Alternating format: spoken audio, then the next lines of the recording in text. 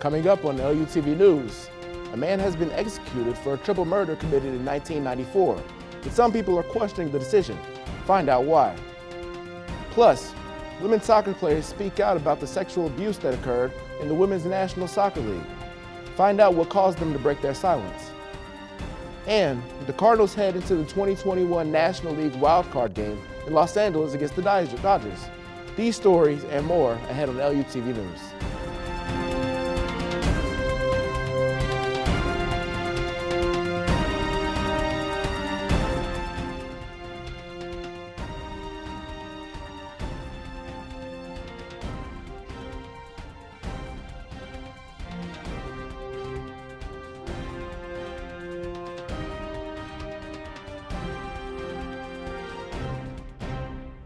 Welcome to this edition of LUTV News.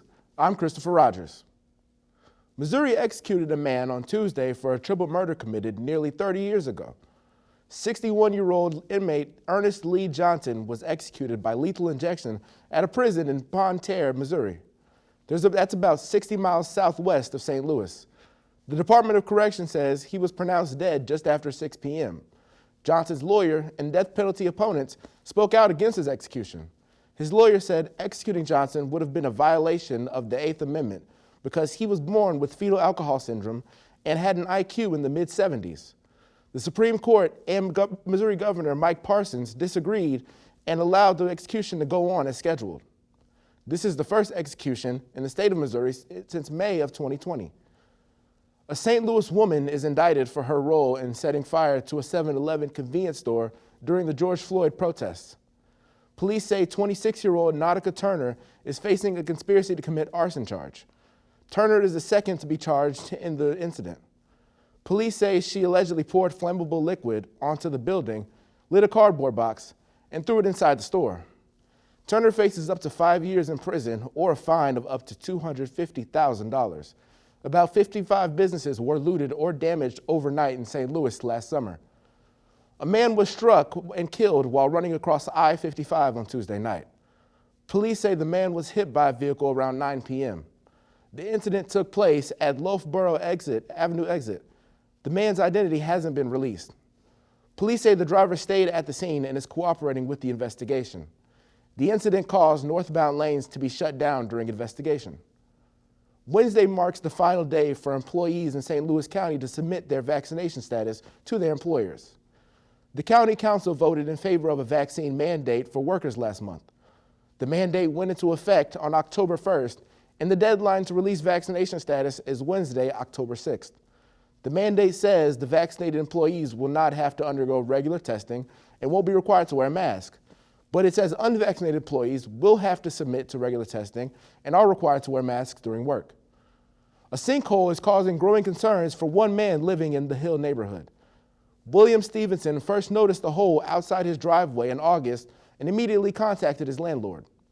From a distance, it might not appear to be a big hole in the ground on Shaw Avenue, but Stevenson says it's dangerously close to a gas line. His landlord called City Hall for it to be fixed. They say they first need to inspect the area, but expect the work to be done within the next few weeks. City Hall also says one of their big concerns is about the water line that runs directly underneath the hole. Luckily, no one has been hurt. Straight ahead on LUTV News, an update on the Justice Department's review of the FBI involvement in the Larry Nassar case.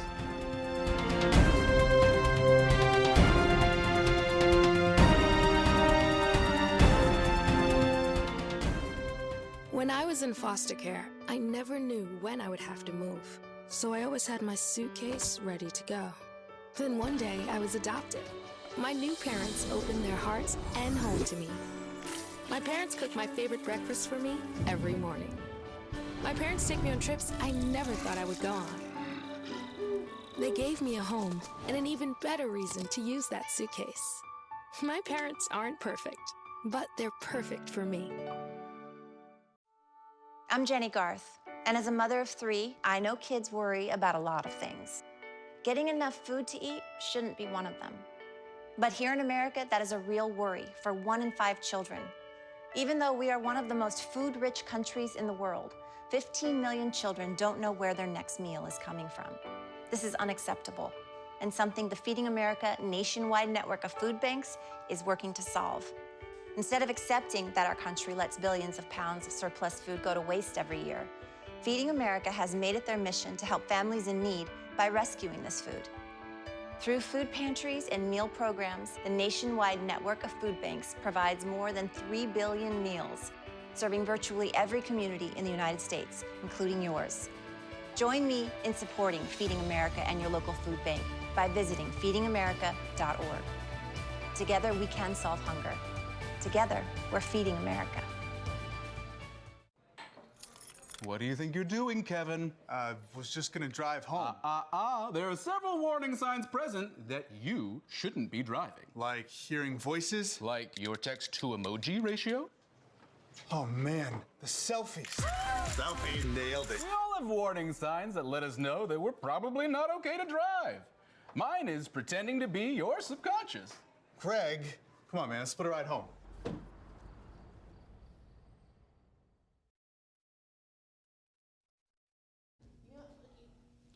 Thousands of student loan debts could be forgiven by the Biden administration for people who work in public service. Sources say the administration plans to relax some of the eligibility requirements in the student loan forgiveness program for public servants who have made at least a decade's worth of loan payments. These changes will be in effect through October 2022. These temporary changes bring 550,000 borrowers closer to getting their loans erased. The Justice Department took another look into its decision to not prosecute the former federal agents involved in the investigation of U.S. gymnastics team doctor Larry Nassar. On Tuesday, Senator Dick Durbin mentioned the two FBI agents who lied to their inspector general about their failure to investigate the allegations against Nassar. The inspector general's report found that even though gymnasts reported allegations of sexual assault, the agents never took action towards it. Nassar is serving a 175-year sentence for sexually abusing patients. The National Women's Soccer League is investigating players' abuse claims. The league crashed when players spoke out about the sexual assault, harassment, and verbal abuse allegations against 4 different coaches. The coaches were fired and their coaching licenses suspended because of their behavior. Orlando Pride player Alex Morgan claims that the league knew about the allegations and didn't do anything about it. The league commissioner, Lisa Byard, resigned due to failure of recognizing safety concern. The league announced 3 women executive committee to find a replacement and investigate these problems. A team of cold case specialists say they know the identity of the infamous Zodiac killer. A team of more than 40 law enforcement investigators, journalists, and military intelligence officers say Gary Francis Post is the man behind the murders. Post passed away in 2018. The team says they identified him after finding new forensic evidence and photos that they found in Post's darkroom. This includes images that match the scars of Post and the Zodiac killer's police sketch. Investigators also say that they were able to decode messages using Post's name. The Zodiac killer is considered one of America's most notorious serial killers who terrorized the San Francisco area in the late 60s. Facebook is in some hot water after a whistleblower revealed the social media giant continuously places profit above the well-being and safety of its users.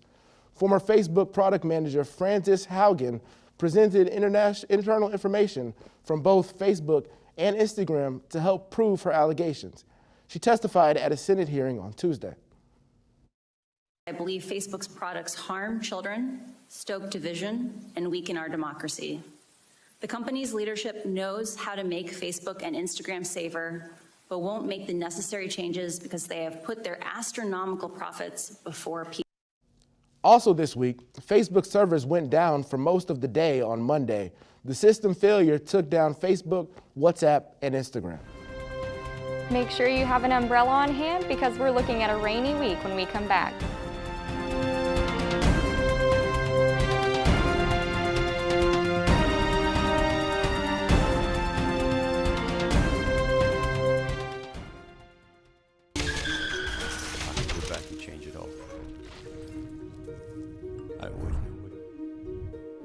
I think I'm gonna miss you the most. I'm sorry. I'm so sorry. I'm so sorry. Maybe it's just a little moment. I could go back and change it all. I could go back. I would. But I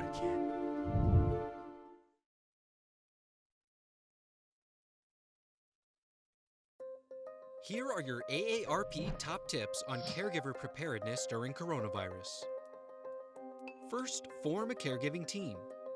Create a list of people in your family and friend network who can help with caregiving tasks. Take an inventory of supplies in your loved one's home. Try to have a 2-week supply of essential items. Make a list of the care recipient's medications and medical contacts. Be sure to have prescriptions on hand and ask the pharmacist for an extra 30-day supply. Make a plan to stay connected. To prevent social isolation, set up available technology to help loved ones stay connected and schedule regular chats. Finally, maintain your own self-care. Follow the Centers for Disease Control's guidelines for coronavirus safety. And have a backup plan for care in case you become ill. For more caregiving tips during the coronavirus pandemic, go to aarp.org/caregiving. Meet the Scan, a simple procedure whose mission is to detect lung cancer early.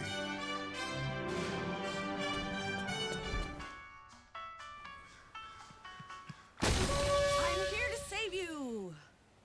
But I feel fine. That's great, but you may still be at high risk for lung cancer. Oh man, that's a new fence. If you smoke, early detection could save your life. Learn more at savebythescan.org. Here's a look at our current weather conditions. Expect an overcast Wednesday afternoon.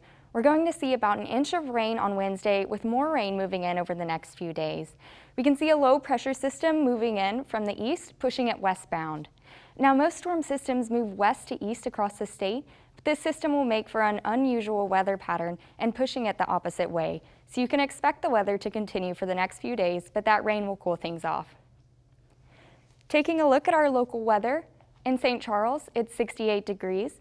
There's a bit of a drizzle that will be on and off for the rest of Wednesday, but we'll get a break from it later Wednesday evening. Across the river in Maryland Heights, it's the same situation. And in St. Louis, it's also 68, and the area might see a little bit more rain on Wednesday. In St. Peter's, it's a little bit cooler at 67 degrees. The rain has stopped in that area, so it's just the clouds for now. And in O'Fallon, it's even cooler at 66, and the rain showers are still present in the area.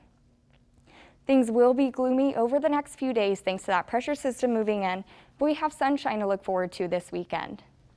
On Wednesday, expect to see rain showers, but that precipitation will cool the temperature off to a high of 73 and a low Wednesday night in the 60s when the new moon rises. On Thursday, there's a 40% chance of thunderstorms, with the high being in the mid-70s and the low being in the 50s, bringing that fall temperature. On Friday, it will still be cloudy, but the temperature will rise back up after the rain moves out, and it'll be really muggy with that humidity at nearly 90%. The high will rise up to 83 and the low will be 62. On Saturday, the sun will show back up, though there may be a few clouds in the sky. The high will be 86 and the low will be in the mid-60s. It should be good weather for Lindenwood's homecoming game. And finally, on Sunday, we will see sunny skies as the temperature rises to nearly 90 degrees, the hottest temperature this week, and the low hitting nearly 70 degrees. While it might be gloomy weather for the first half of the week, let's hope that the sun returns this weekend. For LUTV News, I'm Alexis Montgomery. Autism Speaks is hosting a walk in the Forest Park this Saturday to support the cause. Race organizers say their goal for the walk is to raise $400,000.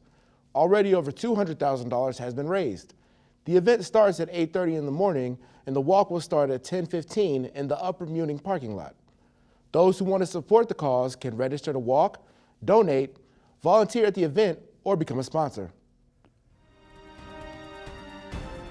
Two of the hottest teams in baseball go head-to-head to advance into the National League Division Series. It's your St. Louis Cardinals with the face-off against the Los Angeles Dodgers.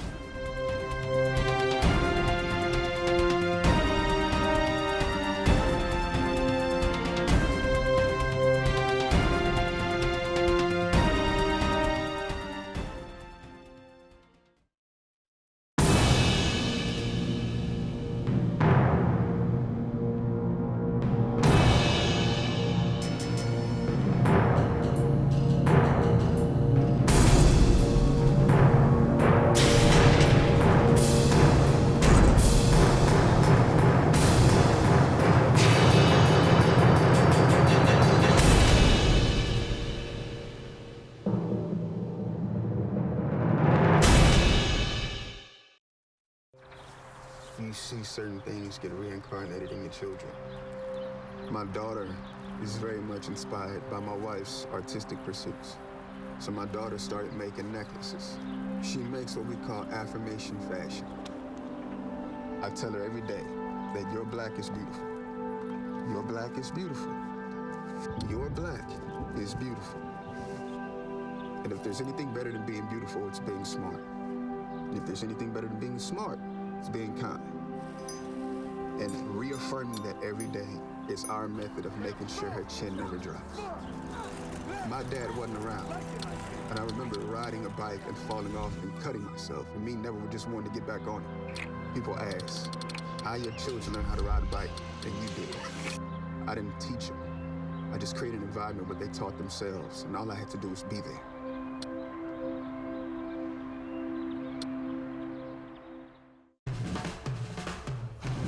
When you adopt a shelter pet, you discover their unique mix of all kinds of traits. Where'd Wiley go? Where's Wiley?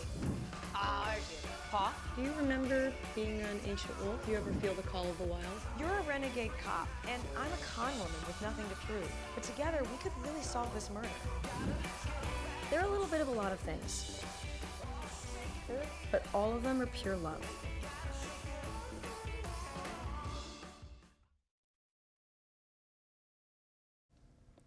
The Cardinals look to defeat the Los Angeles Dodgers in a wild-card matchup to keep their spot alive in the postseason Wednesday night.